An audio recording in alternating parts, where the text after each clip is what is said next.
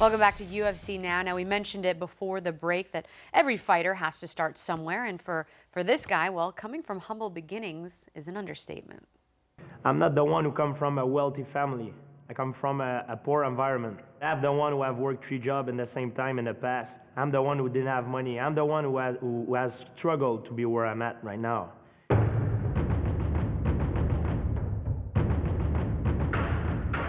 When I first met George, he was bouncing from job to job to pay for his martial arts training, to pay for his apartment, to pay for his life. The guy was not handed down anything. I needed to have more money, so I decided to stop school for 6 months and work as a garbage man. I was waking up at 6 and we finish around sometime 12, 1 a.m. at night. Go to sleep and then come back the next day.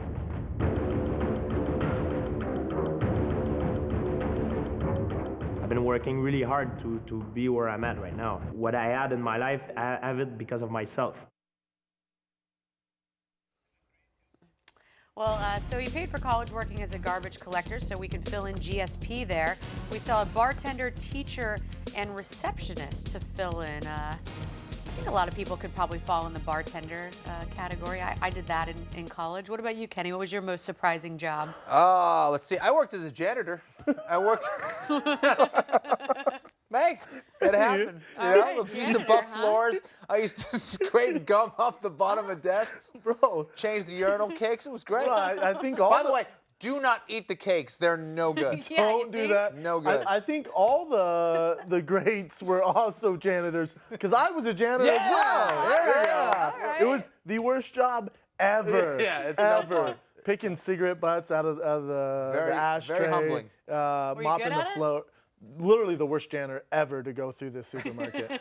I was fired. I got fired. Yeah. That landscaping was a tough job too. But I had other easy, you know, I had like easier jobs, but landscaping was tough too. It was, So what's it like then? You know, we talk about fighters, and you know, there's some guys that just, you know, start fighting and they get Yeah. their opportunities, but then there's fighters that, you know, come from a normal job and make the decision to become a fighter. So how hard is it to make that transition from a job to saying, hey, I'm going to commit 100% to fighting? Well, it all depends if you really love fighting. If you love fighting, then anything is going to be worse Better than than a that. So you're just trying to run towards trying to be a professional fighter.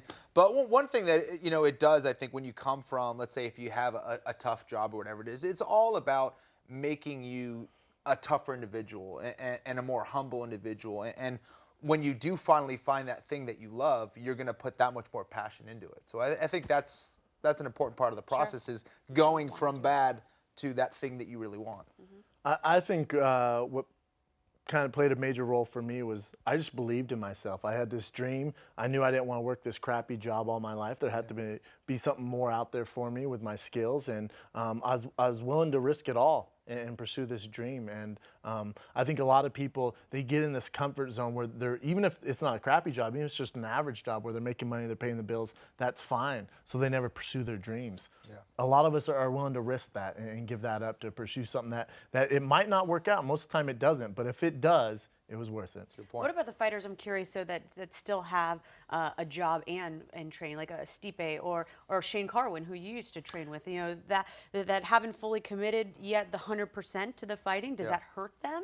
I mean, I think so, just from personal experience with Shane Carwin, I truly believe it affected Shane's career, because while Shane was working this 9 to 5, I was training, I was resting. And even if Shane trained as much as I did, that's fine. I trained 4 hours, he trained 4 hours, but he was going to work. He wasn't getting rest. He wasn't getting the proper hydration, the recovery, and just the mental break from training. So I don't think it's good. You don't see these other professional leagues. You don't see Peyton Manning or LeBron James with side gigs. There's a reason for that.